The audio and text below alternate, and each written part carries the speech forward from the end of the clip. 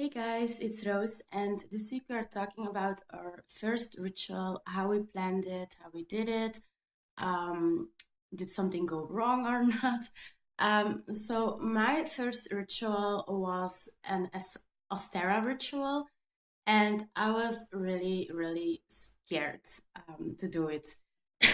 Sorry, I am sick, so it's very hard to breathe.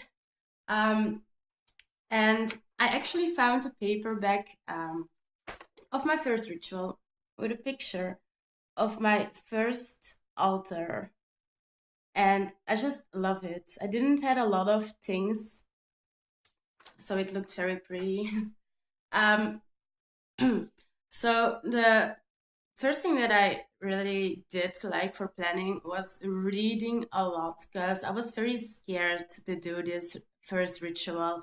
I didn't know how to start. I had to look up very good, like what is Ostara? What does it stand for? What can you do for Ostara?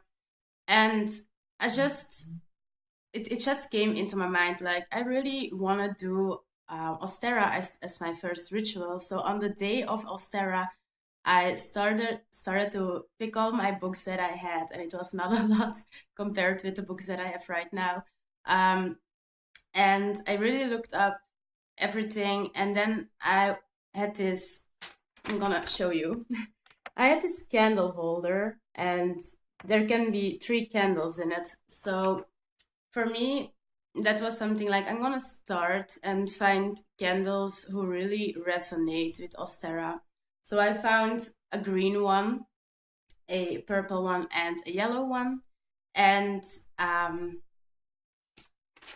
I wrote down, as you can maybe see, it's Dutch and English together. Now my rituals are all in English, but back then I used some Dutch too, and I just wanted to like light all the candles at their time. Oh my god, I'm so sick. It's very hard to talk.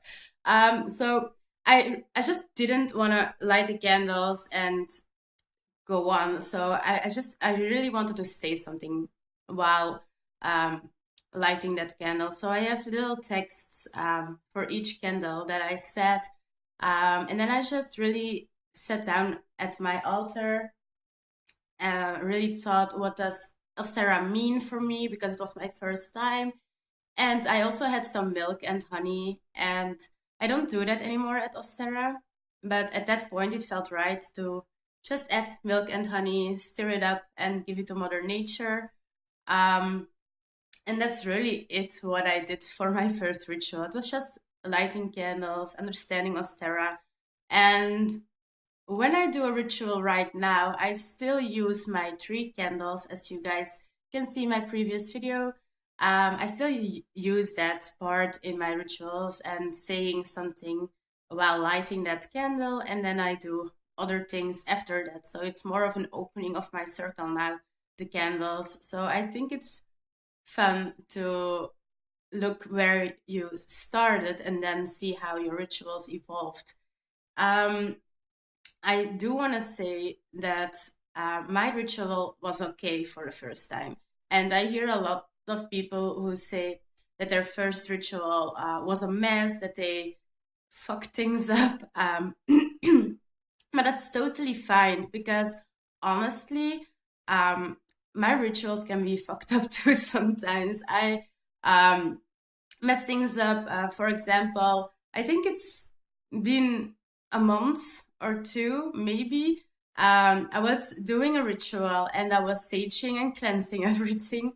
And I'm in a new apartment, so I had no clue for what was going to happen.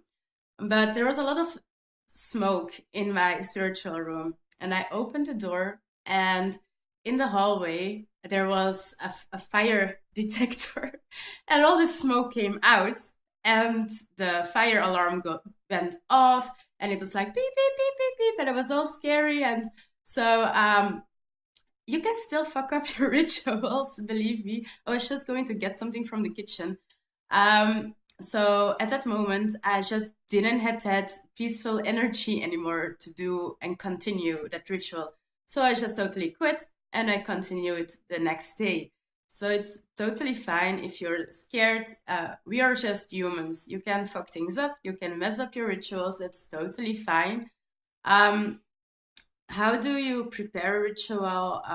You just have to find what fits for you.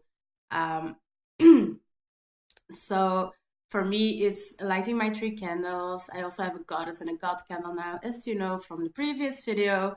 And then I just try to find things that really suit with that Sabbath, with the moons.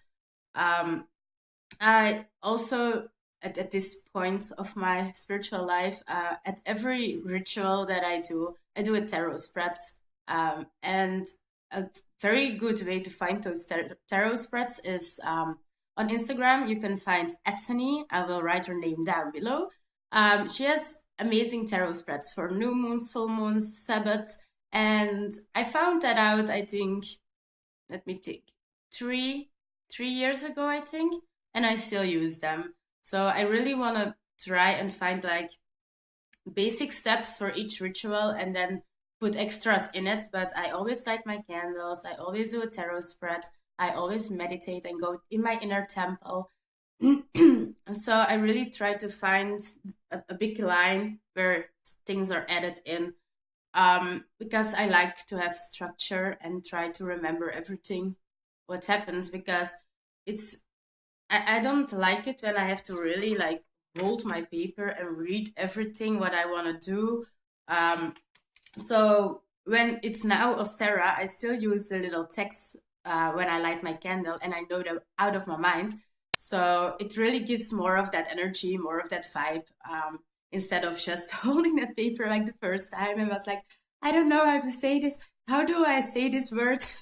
Because I'm not English and I really wanted to do my rituals in English. I have no idea why, but I still do that. It's probably because my first book about Wicca was in English. So I just took the English in me.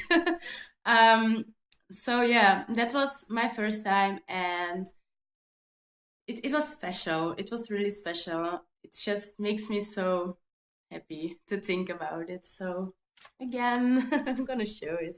My first altar, my first ritual. I also painted eggs. So that's a thing that I still do every year with flowers and yeah.